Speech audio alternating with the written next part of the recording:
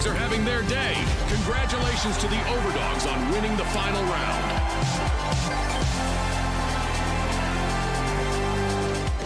Tips on how to get your first win. Number 5. Make use of your character creation slots. The purpose of these slots is always neglected, especially by new players, but if you are playing for a while, you will appreciate the importance of creating multiple characters, since all your gears can be swapped in the lobby, but not your special ability, and your build, light, medium, heavy. This can help you plan your gameplay, especially if you are playing solo, as you need to extend your efforts for your newbie teammates. So planning ahead is one of the key in getting that win. Number 4, use communication wheel. Most of us are not comfortable with using mic, especially speaking in foreign language, I get that. But that doesn't stop you from using those markers, ping, communication marks, or whatever you want to call it that may help you communicate with your team effectively. If you are playing in PC, use that middle mouse and mark your enemies, or if you want to rush to the nearest vault, mark it too. Just don't spam it too much. I know what you are thinking. Next is a very basic but even veteran players forget.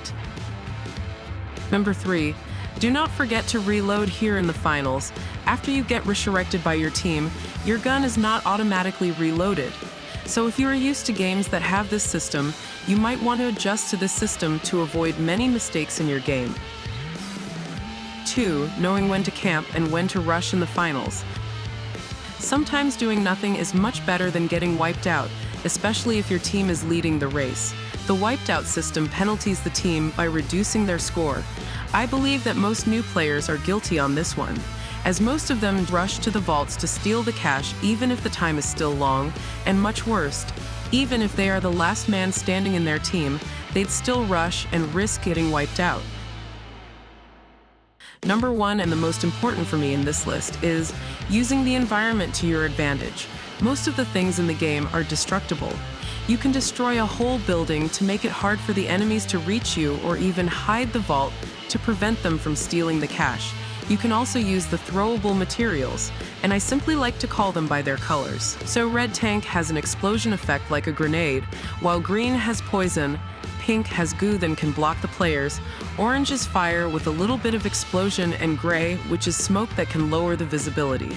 Now these effects can counter each other, so you have to study them in order to have an effective play. Orange that makes fire can be countered by gray, green, which is poison, can be countered by gray or orange, or if you have heavy in your team that has flamethrower. In addition, you can put mine and C4 to the red tank and use it as a rocket, as it really flies to the air straight, as long as it does not hit an object right after you throw it. That's it for now, guys. Make sure to hone your skills and don't forget to like, share, and subscribe for more tips. See you next time.